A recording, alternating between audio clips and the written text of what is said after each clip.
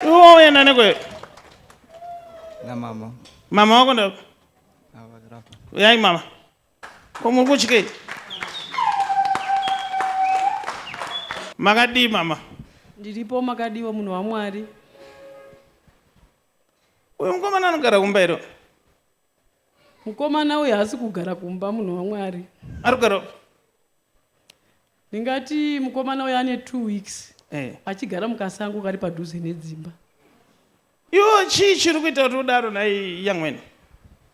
Ndini ndine svikirwa gore remusha medu. Une mudzimu? Varwere maoko vanosvikirwa.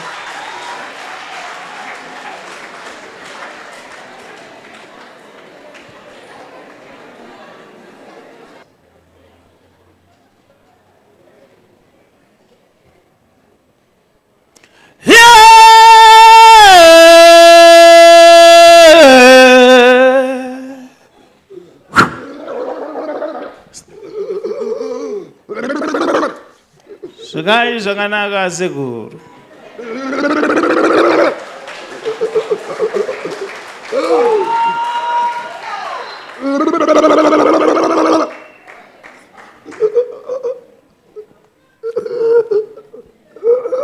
Father, I release him right now.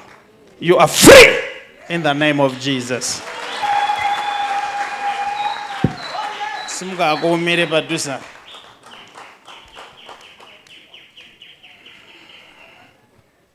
Mama, munhu waMwari. magona mamunyengetedza kuti muye pano. Amen. Nekuti dai mamusina kumunyengetedza kuti muye naye pano, mama padhuze nekuenda kuno bika doro. Amen. Muchitambira mudzimu. Amen. Asini ndanza hauzi mudzimu. Ingozi. Zvokuti dai maita mistake yekuenderera mberi kuti munoita izvozvo mungadai maurayisa dzinza rese. But regai ndikuonesei kuti ngozi yakatangira papi. Amen. Ndaoneswa imi Queen Asekuru vakaenda nemi kung'anga imi mama.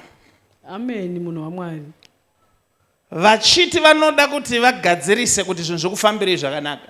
Ndinotenda munhu waMwari. Ndokubva vanosvika nemi kung'anga mukanzi ine ng'angayo endai munotora ivhu reguva ramusingazivi.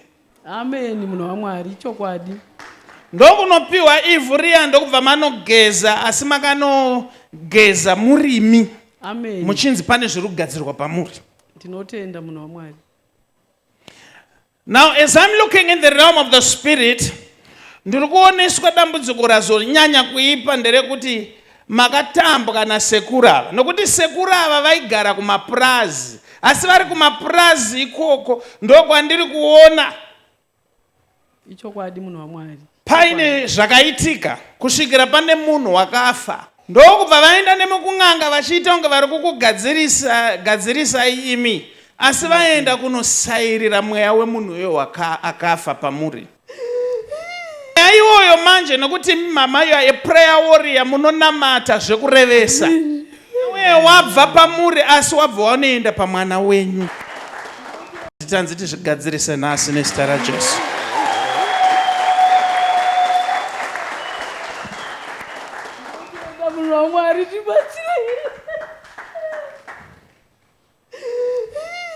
You are free mama.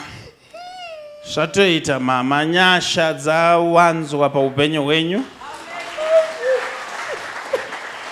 Hamugoni kuzoramba makadaro zvakare nokuti ndaoneswa matosunungurwa. Amen. Mweya iwoyo taubvisa pandatomunamatira abva atobva. Amen. Zvekuti 2 weeks dzaakagara ari mukasango ikako zvatoperera ipapo. Muchibva naye pano muri kudzokera naye kumba. Shavi rengozi iroro tariramba in the mighty name of Jesus.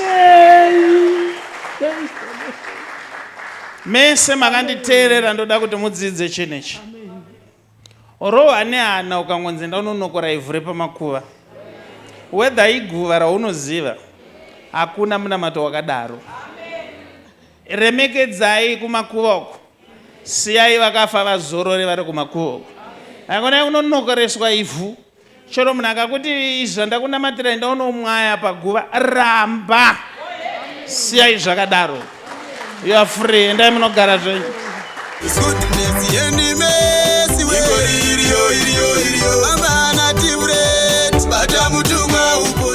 Goodness and Mercy Ministries inokuunzirai Easter Conference na Prophet T Freddy. Easter Friday, 18 April 2025. Kuvana 6 p.m. kuskana 9 p.m. Easter Saturday, 19 April. Kuvana 6 p.m. kuskana 9 p.m. Easter Sunday, 20 April.